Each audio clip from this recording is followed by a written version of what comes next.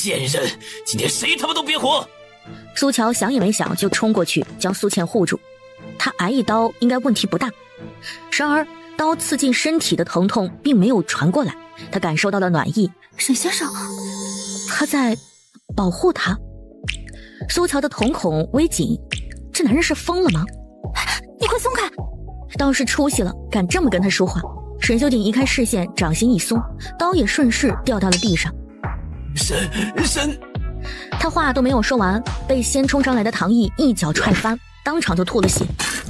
二爷，我不是故意的，你饶了我，饶了我！唐毅，联系律师团，就说有人蓄意谋杀我。听见这话，万鹏猛然抬起头，整个人都麻了。这么大一顶帽子扣下来，他就算不死，下半辈子也得在牢里待着。二爷，你饶了我！万鹏的头都磕破了。见沈修锦不搭理他，他跪爬到苏倩的身边。姐姐，你跟二爷认识是不是？你帮我求求二爷，这样我愿意离婚，我现在就签字，以后好好伺候二爷。苏倩羞愤难当。万鹏，你别以为所有人都跟你一样无耻龌龊。沈修锦直接掏了枪，回头一枪打爆了监控，然后那黑洞洞的枪口就抵着万鹏的头。签，我现在就签。万鹏哪里还敢犹豫啊，抓起地上的离婚协议就签字。刚一签完，沈修锦的枪口下移，直接就打断了他的一条腿。告诉律师团，他后半辈子还能见到监狱外面的太阳，我开了他们。扔下这一句，沈修锦收起枪，转身就走了。他管这些破事儿到这一步，都已经佩服自己的耐心了。小乔，你怎么会认识？姐，那我先走了啊，以后跟你解释。先处理伤口，不然会感染的。然而，身后的男人却根本就不动。苏乔，我是不是给你脸了？苏乔，你还真把自己当沈太太了。语气里甚至有一分似有若无的杀意。他不允许自己的世界有一丝一毫的失控。眼前这个小东西看起来乖顺无害，却总在作死的边缘试探他的底线。对不起啊，我只是担心你。抬起手摸上他额角缝合好的伤口，怎么弄的？疼吗？这明显就是心伤。就在他们分开之后的这短短几个小时里，他又受伤了。沈修锦身体僵了一下，额间的触感难以忽视。苏乔，我知道我让你不开心了，我跟你道歉。苏乔拉起他受伤的那只手，伤口他刚才用止血符已经处理了一下，现在表面已经是形成了一层血痂了。你要是不想在医院处理伤口，那买了药我们去车上，我帮你处理行不行啊？万鹏他那么脏，刀口还有点生锈，我怕你拖得越久，你越容易感染。你把我当小孩好？真能装嫩，哪有这么大只这么恐怖的小孩？沈先生你还比我大好几岁呢。他大他7岁，45入都1旬了。沈先生，反正你要亲自去取药，不如我们就在这里处理了，行不行？你别得寸进尺。他虽然神色仍然冷淡，可周身的戾气却消退了大半，此刻活像是被顺好毛的老虎，成了一只脾气不好的大猫。唐爷安静地跟在后面，看苏乔的背影都觉得肃然起敬。他愿意称小神婆为驯兽大师。哎，您轻着点儿。医生有些年纪了，戴着老花镜，闻言不免好笑。行了，小姑娘，别操心了，你男朋友又不是豆腐做的。老医生拿出过来人的态度。而且男人可不能这么疼，你越疼他，他越不珍惜的。他不一样。沈修锦忍无可忍。都闭嘴！苏乔乖乖闭上嘴。他突然记起来什么，他转身出去回拨了之前被他挂断的电话。我说小仙女儿，挂我电话的女人除了我妈，您还是头一个呀。不好意思啊，刚刚有点急事，你能帮我查一查半年前帝都以及周边有没有溺水死的少女吗？苏乔在网上找不到半年前溺水大学生的相关新闻，怀疑可能是有人特意压了消息。行嘞，小仙女儿开口，我哪能不帮忙啊？等着吧。相望满口答应。多谢，这个人情我记住了。什么人情？沈先生你好啦。显然是在跟他转移话题。沈修锦也懒得多问，迈步便走。沈先生，我想在医院陪陪我姐姐，晚点回家见。他仿佛真把饲幼园当成自己家了。二爷，这是明天参与政府招标会其他几家公司董事的全部资料。这里面就包括他们的家属和各种见不得人的隐私。整个地城最强大的信息网不在萧家，而是在沈修锦的手上。二爷，这几个董事都不简单，您这回要为了沈家一次性得罪4个硬茬啊！我沈修锦的命就在这儿，谁有本事就来拿。他命硬到阎王见了都得掂量掂量。手机在此时响起，他随手接听。说，哥，你那个小仙女找我帮忙查查帝都近半年来有没有17、18岁的少女溺死的消息。他还是拎得清谁才是老大的。他管得倒挺宽啊。好的哥，有什么进度我随时跟你汇报。小乔，他声音微微发颤。我从今天起就自由了，有种身在梦里的恍惚感。恭喜你啊，姐姐。刚刚他一走，牵制住刘桂芳的符咒就失效了。听说儿子下半辈子要在牢里度过，刘桂芳情绪激动，突然脑溢血，就已经被送去抢救了。苏乔早就看清了刘桂芳的命格，这场手术之后，她就会成为植物人。这对母子作恶多端，心思阴诡，此生无善果，死后下地狱。而她跟苏倩这辈子的姐妹情谊，也到了该断的时候了。姐姐，以后你的人生会顺遂幸福的。苏倩预感到了什么？小乔，你是不是要走了？苏乔看着苏倩脸上那淡到快要消失的亲缘线，眉眼间竟是超脱的淡然。我有我的解药度，他回来不过是跟苏倩做最后的道别罢了。小乔，苏倩哽咽道：我知道我们不是一个世界的人，我也没本事照顾好你，但我永远是你的姐姐，你的家人。什么时候你累了想回家了，我都在这里。明明被拥抱着，可这具身体却感受不到一丁点温暖。他究竟是什么东西啊？又能活多久？连他自己都不知道。好，苏家的事情算是彻底的尘埃落定了，苏乔也放下了一桩心事。拉上窗帘之后，苏乔将小红召唤了出来，顺手给她点了3炷香，让她吃饱。大师，你对我真好，我当了鬼以后，你是对我最好的人了。应该的。苏乔笑眯眯地掏出从古玩街淘来的那块玉石，以及从五金店买回的工具，放在小红面前。吃饱就帮我把这块石头里的黄玉给磨出来。果然没有吃白食的。苏乔给小红贴了一道符，让她暂时能触碰实体。苏乔在网上搜索了一番，还真是找到了一个热闹的玄学论坛。苏乔耐着性子一页一页翻过去，最终发现了一个冷门的帖子，标题是跪求赐教如何利用玄术逆天改命。其中有一条评论引起苏乔的注意。傻逼，命数天定是改不了的，只能拿命，拿别人的命格跟自己交换。为了万无一失，得抹掉那个人生前死后的所有痕迹。说了你也听不懂，像你们这些穷鬼这辈子都别想改命，赶紧洗洗睡吧，梦里啥都有。对方的头像是个嚣张的中指， ID 叫给朕跪下，留言时间正好是半年前。苏乔眸光微冷，他抬头看了一眼对面正在全神贯注磨石头的小红。人有3魂7魄，七魄归3魂管理，人死后7魄归于天地间，而3魂又分为天魂、地魂、人魂。天魂会回到亲人身边，接受着亲人的祭祀；地魂会守在逝者的坟墓旁，而人魂就是人们常说的鬼魂。通常他会被阴差勾走，去阴曹地府接受判官的审判。通常这3魂之间是互相感应的，所以见到鬼魂，苏乔就能感受到对方死在何处，家里有什么人。但是小红的天魂和地魂，苏乔根本就感受不到。对方不仅霸占了小红的命数，他还用歪门邪道抹掉了他生前存在过的痕迹，让小红身边的家人都忘了他的存在，也没有办法祭祀，也就留不住他的生魂了。简直就是阴毒至极。点开那个给朕跪下的主页，因为他的留言过于嚣张，时不时会冒出人来对他，这个人就会立刻跳出来骂回去。苏乔也留了言，在网上吹牛谁不会啊？夺别人的命数是要遭天谴的，哪个玄术师敢这么干？苏乔合上电脑，又去给小红点了1炷香，让她在旁边吃，而自己则开始往玉石上刻符箓。等结束的时候，外面月色极深，他拉开门就看见阿满按吩咐放在门外的晚餐已经冷透了。苏乔原本就是一顿不吃饿得慌的人，刚才雕刻符箓又费了不少精力，端着餐盘下楼去了厨房，简单热了一下，饭菜的香味瞬间就溢了出来。然而刚走出厨房，他身形顿了一下，闻到空气里的血腥味儿很淡，但是在逐渐变浓，逐渐靠近。下一秒，他就看见男人熟悉的身影从门外走进来。沈先生。沈修锦微微怔了怔，眼底冷色微滞，灯光在眼底漫开。这样的画面他曾经见过，有一盏灯为他亮着，有人在灯光里等着他回家。只是久远的就好像是上辈子的事情。沈秀锦的目光落在苏乔餐盘里的食物上，无一例外都是他爱吃的，所以这个土包子是从晚饭开始等他到现在。苏乔，你讨好我的花样还挺多的。没有等他反应过来，沈秀锦已经转了步子，径直走向了餐桌。算你今天运气好，我确实有点饿了。所以这狗男人以为他特地热了饭菜在等他回来。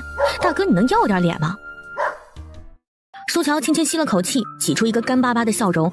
沈先生，你要是不想吃就别吃了，这菜热了好几回都不新鲜了。他话还没有说完，只见沈秀锦拿了筷子直接吃了起来。这可是他的晚餐啊！感受到了女人直勾勾的视线，沈秀锦抬了一下眼，便看见她眼圈隐隐发红的样子。他扫了一眼自己衬衣上被溅到的血迹，淡淡解释：不是我的血，别一副心疼到要哭的样子。他当然知道他没有受伤，那些血上也没有他的气息，他单纯只是饿的。你打算守我到什么时候？苏乔内心天人交战了好几秒，最后是在讨好沈秀锦安稳保命和饿一顿之间，含泪选择了前者。他挤出了一个笑容：沈先生晚安。苏乔转身就走，却猝不及防地被沈秀锦拽住胳膊，小姑娘轻得不可思议，轻轻一拉就掉进他怀里，就像一阵凉风一样灌满怀。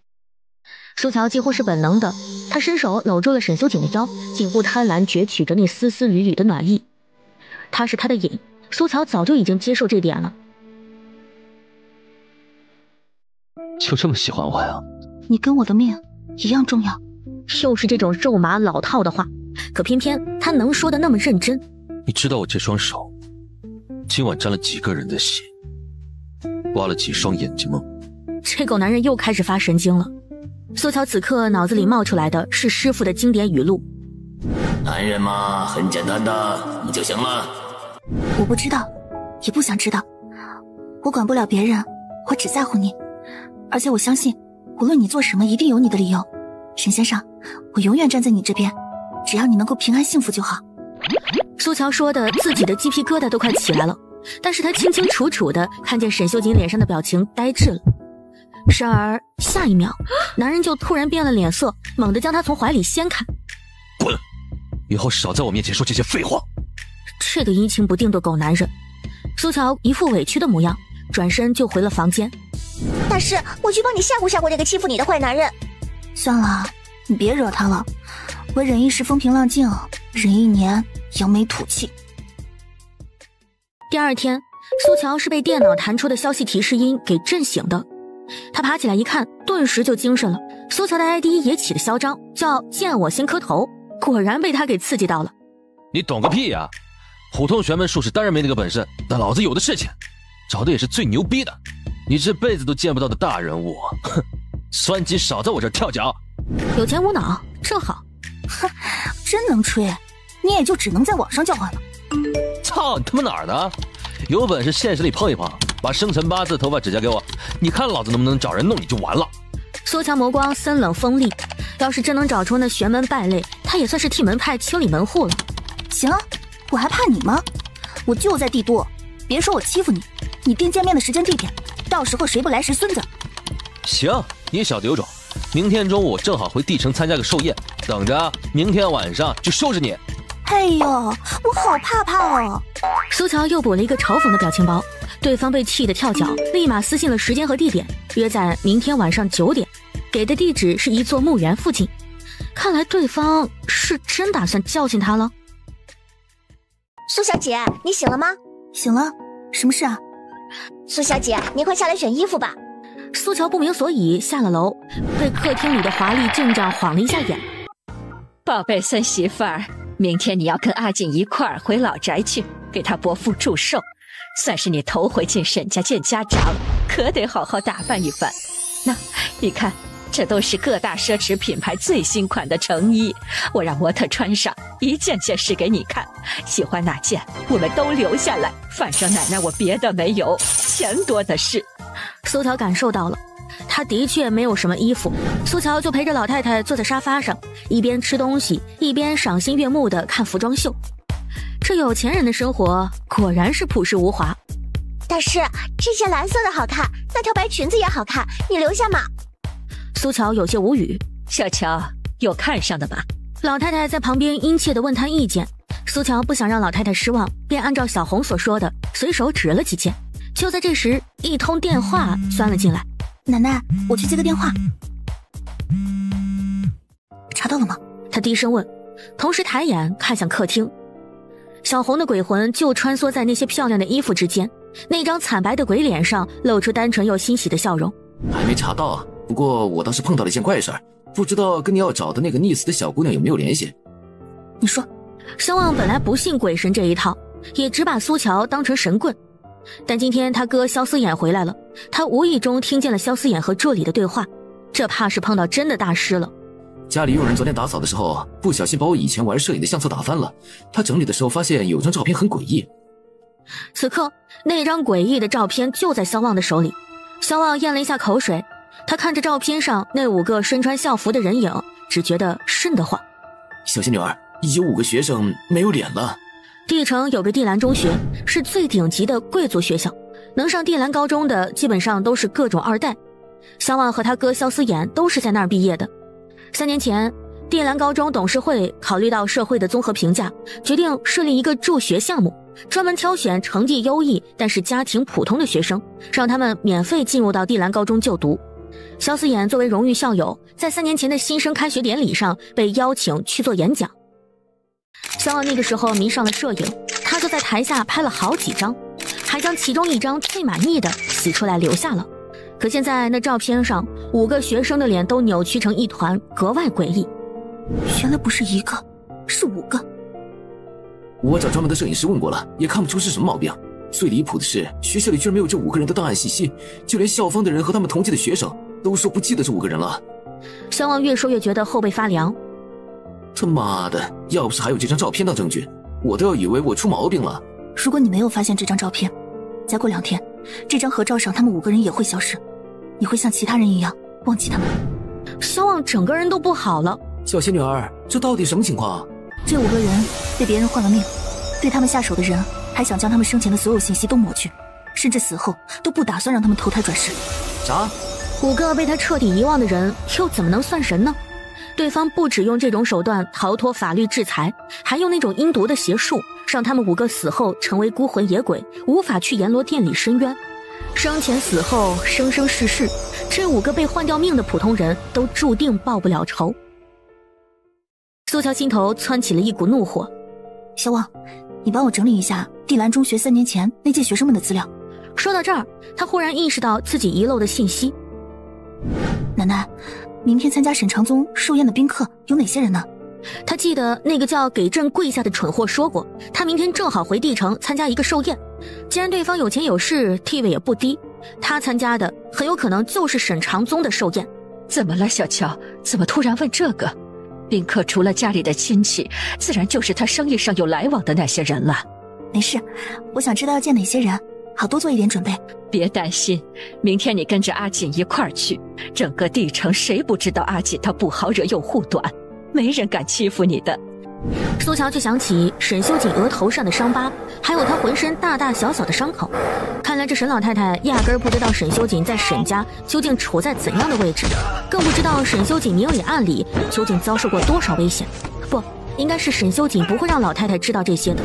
正想着，阿满突然朝门外喊了一声：“二爷！”他回头便看见沈修锦的身影。沈先生。沈修锦瞥了一眼苏乔那副不值钱的样子，已经是见怪不怪了。挑好了吗？你催什么？女孩子选衣服能催的吗？让你陪小乔逛街你又不肯，不体贴又不浪漫，我都舍不得让我的小仙女嫁给你了。老夫人又误会了，沈先生他对我很好的。这老太太目前可是他嫁给沈修锦的最大助攻，哪能让他反水啊？这么一心一意对他的姑娘，打着灯笼都难找。阿锦，今晚你陪我回老宅一趟，跟你伯父他们一块吃个饭，顺便把你和小乔的事跟你伯父说一下。见沈修锦不搭腔，老太太语重心长地说：“我知道你跟你伯父一家不亲，但不管怎么说，几年前你就过继到你伯父户下。沈长宗他不仅是你大伯，更担任你父亲的角色。你要成婚的事，他自然是要先知道的。”奶奶，之前为你预约的威廉医生，正好明天有空，我给你安排了下午的飞机去帝国。至于老宅那边，晚上我会单独去一趟。怎么偏偏就在明天？那得您亲自去问威廉医生了。苏乔在旁边当背景板，但是他心如明镜。沈修锦自然是故意在这个时候支开老太太的。小乔，奶奶恐怕要有一阵子见不着你了。别担心，奶奶您这一次去一定能够治好病的，你会长命百岁的。苏乔不是在说好听的话，而是从老太太的面相看出来的。我这把年纪了，能活多久都无所谓了。我是放心不下阿锦，我是老了又不是傻了，这臭小子是故意要把我支开。哎呀，罢了，我留着也只会碍他的事，不如走了倒好。小乔，你帮奶奶看着他，别让他做太出格的事儿。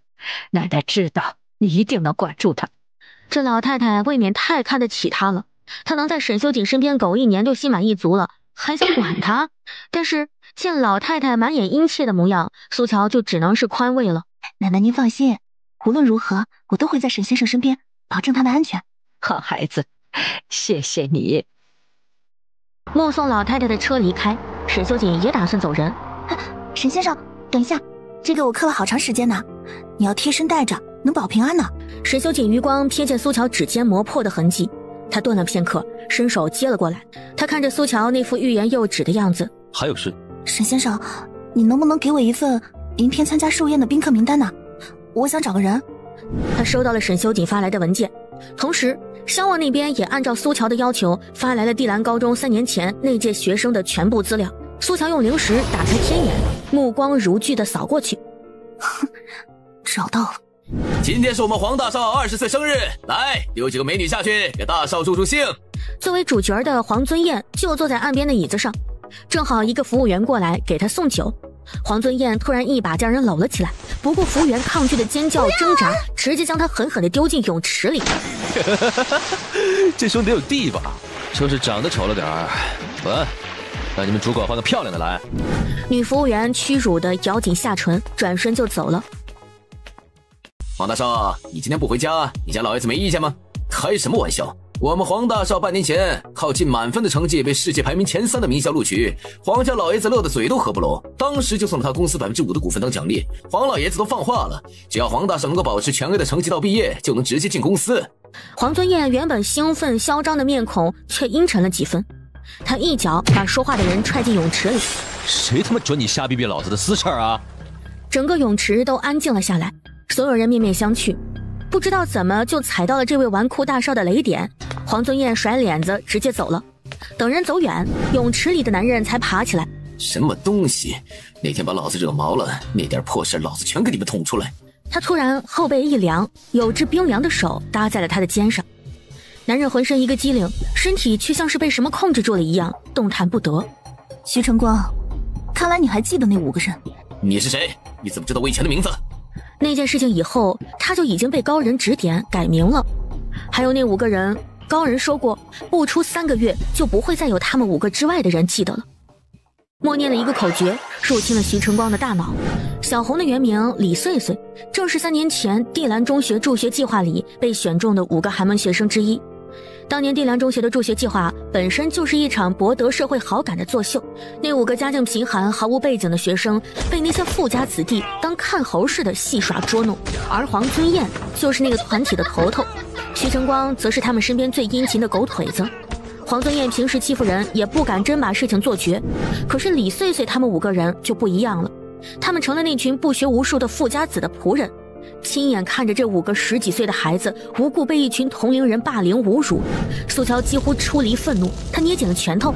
一开始的时候，他们也想着反抗，跟老师反映和求助，甚至偷偷的报过警，但是没有人管，他们也许是不想管，也许是不能管，害怕父母担心，也知道父母斗不过那些人。5个懂事的孩子选择闭口不说，默默承受着这一切，只要他们能考上一个好大学，就能逃离这个地狱。于是5个还没有成年的孩子互相鼓励支持着，奔向高考的终点。5个人拼命学习着，都稳定在年级前10，可天真的5个人并不知道，他们心心念念期望着能改变命运的高考，也会是他们生命的终点。一个深夜，他们5个人拿着手电筒躲在学校凉亭里发奋读书。这群乡巴佬天天就知道死读书，以后出来呀，还不是只能给我们打工当狗。我呀，要是能拿个年级第一，马上给我买私人飞机。妈的，李穗穗那脑子给我多好呀！这句话却说到了黄尊彦的心坎里。他的父亲黄杰荣虽然有钱有势，但是从小出来混社会，没有学历，是他心里的刺。而黄尊彦不知道也是遗传了他，压根儿就不是什么读书的料。你要不是我儿子，我现在就打死你！烂泥扶不上墙的东西！黄尊彦心里憋着一股火，那就把他们5个的成绩抢过来。这些像蝼蚁一样的人，不如去死好了。死前能给他带来点好处，也算是他们唯一的价值了。临近高考的那2个月，以黄尊彦为首的小团体忽然不再欺压他们5个了，还会经常给他们送各种昂贵的补品。他甚至还天真的以为这些富二代真的转性变好了。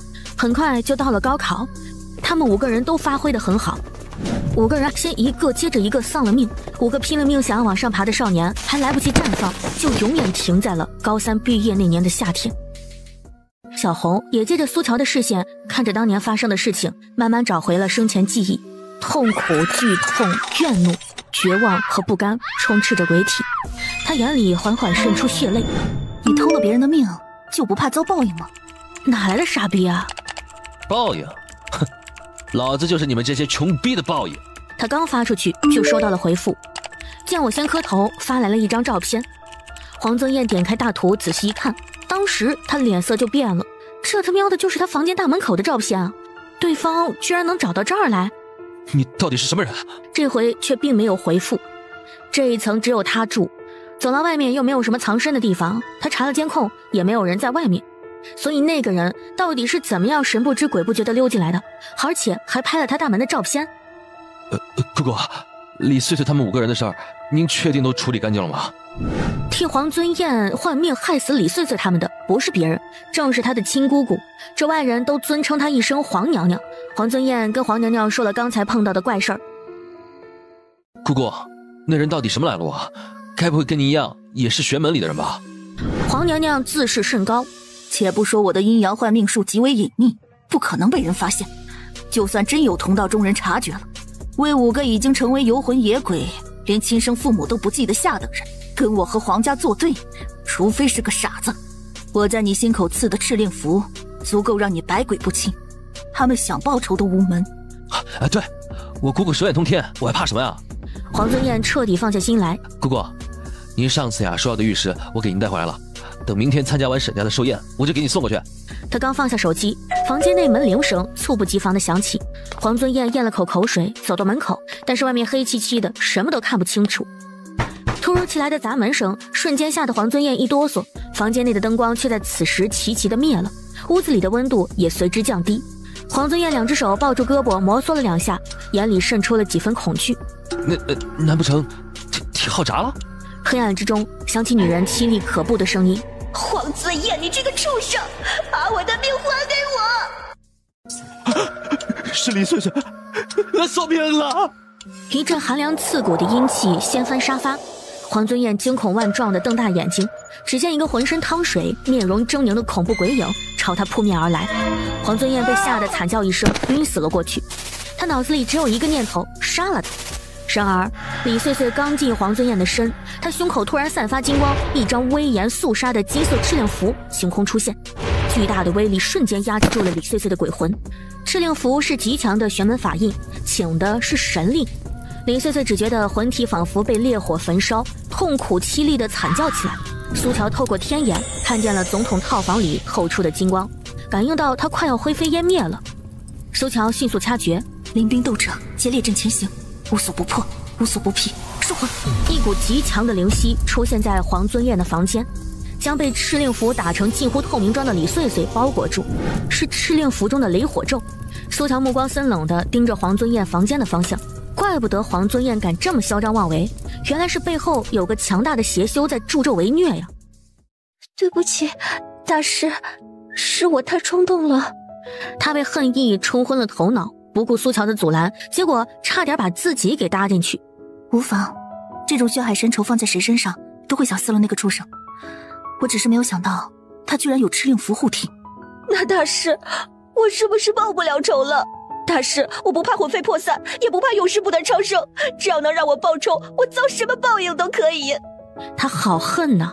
你不会魂飞魄散。苏乔的口吻很淡，却有一种说不出的强大气息，令人心安。人间事我不能擅自插手，但是有人敢扰乱阴阳秩序，破玄门名声，我自然会管到底。更何况我收了你一线功德，就会帮你帮到底的。等处理完这些事，我亲自送你去轮回路。谢谢您大师，可惜我只有一线功德，我要是有更多，都给你。哪怕是成了鬼，她依然是那个单纯又善良的17岁小姑娘。不该死的枉死，不配活的人却享尽富贵，还有神符庇佑着。萱萱，我要知道你到底是怎么死的，你能想起来吗？李穗穗艰难地回忆着生前的记忆，有许多支离破碎的画面闪现，最终拼凑出一张苍老恐怖的脸。我记得那天李穗穗是要去赶集的，司机降下车窗问路，就在他好心指路的时候，一个男人冲下来迷晕了他。等李穗穗醒来的时候，发现自己被铁链绑在一个祭坛上，周围点了一圈红蜡烛，他旁边躺着双眼紧闭的黄尊燕。如此诡异的场面吓得李穗穗六神无主，一个披着黑色斗篷的老女人慢慢朝他走过来，身上散发着难以言喻的阴森气息。在她沙哑恐怖的咒语声中，李穗穗脖颈缠绕的红绳越收越紧，越收越紧，最终她窒息而死。她不是淹死的，她是被活活勒死的。苏乔则是通过天眼看到了李穗穗死后的遭遇，她死了之后被他们挫骨扬灰，冲进了马桶，从此世上再无李穗穗。而存在教育部电脑系统上的成绩单上，李穗穗的名字也慢慢消失，被黄尊燕取而代之。苏乔闭了闭眼，压下眼底的怒意，为了能让李穗穗顺利投胎，他得先破了对方的换命术，将黄尊燕和李穗穗二人的命运换回来。苏乔当即准备开坛做法，他掏出罗盘占卜开坛的最佳位置，看着面前沈修锦书房紧闭的门。书房内沙发上的沈修锦察觉到了什么，轻轻一抬手就打断了唐毅的汇报。唐毅微微一顿，继而秒懂了沈修锦的意思，外面有人来了，一拉开门，死盯着外面的人。这女人走路是用飘的吗？怎么一点声音都没有？二爷又是怎么知道她来了？唐毅的脑子里却全都是问号。沈先生，这么晚了你还在工作啊？真是辛苦。来，我给你带的宵夜。你累了吧？我帮你按摩吧，能够帮助你入睡的。他发现这个小神婆在自家二爷面前总是散发着一种类似舔狗的气息，而二爷他身形懒散地往后一靠，完全就是不主动也不拒绝的渣男做派。意识到自己再待下去就不太礼貌了，唐叶识趣儿地带上门出去。苏乔挽起袖子绕到沈修锦身后，乖巧地替他按摩头部的同时，也蹭着他身上的热息，来温暖自己今晚耗损过多的零食和冰冷如窖的身体。苏乔偷偷摸摸地取出黄符，就要往沈修锦脑门上贴。你敢贴一个试试？苏乔听出了他没有说的后半句，我把你脑袋扭下来。他盯着苏乔，长眉微挑。解释。这是静心咒，我只是想帮你快速进入睡眠状态。哼，大半夜跑来书房哄我睡觉，你不如脱光了去我床上等着。此话一出口，沈修锦其实是有点后悔的，这话说太重了，羞辱的意味不言而喻。他那么爱哭，怕不是要掉眼泪啊？沈修锦正想找补一下，却发现苏乔的表情不太对。哎，沈先生，你说的好有道理啊！沈修锦的母语简直就是无语，他总结出了规律：跟沈修锦越亲密，治愈充电的效果就越好。要是脱光了再亲亲抱抱，说不定能彻底治愈他体内的寒气呢。沈先生，我们现在就去床上吧。